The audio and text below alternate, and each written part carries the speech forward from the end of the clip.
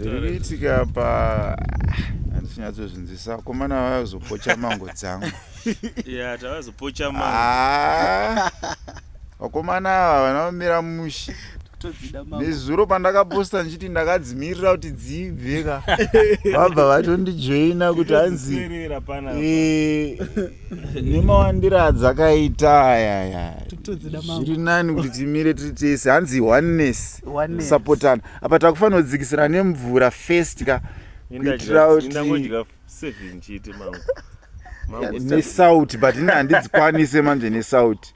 Ndikuda dzakanyatsoibva dziri yellowish chichi Elioti dzakadaro kutotaura kuti mana aba vao yakanya hybridiswa zvinatozadza mumbuti.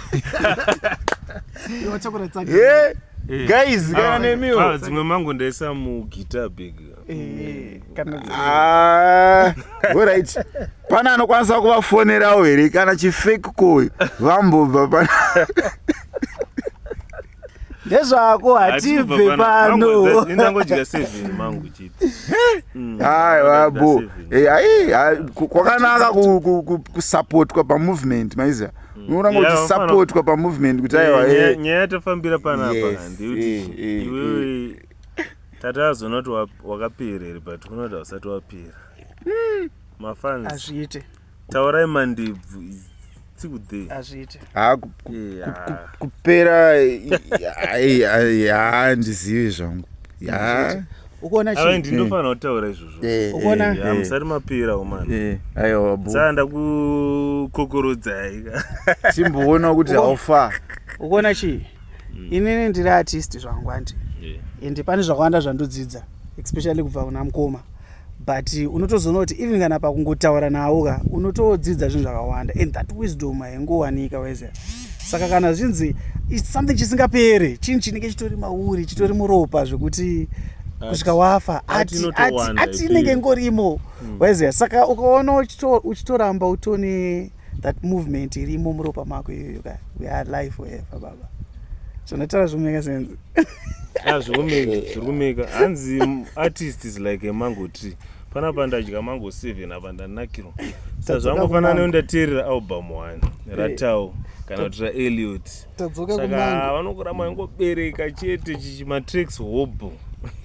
But saka I feel so honored to be in this presence. Watorwa selfie. I feel so honored. Selfie.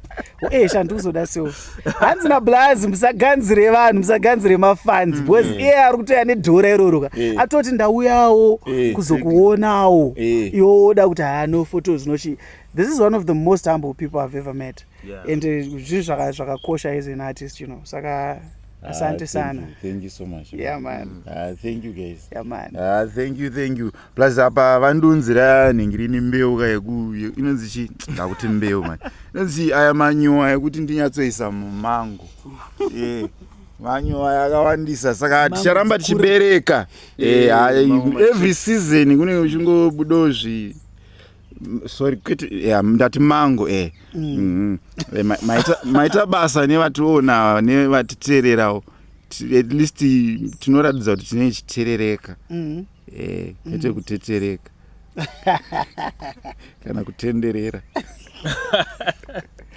Well, big up to Zappa, big up to Ellie. I know they've come to join me here, but then chichiva chindono muzama visits yanodiwa so kumboonekwa nehama dzako so one love guys. True man. Heavy Friday.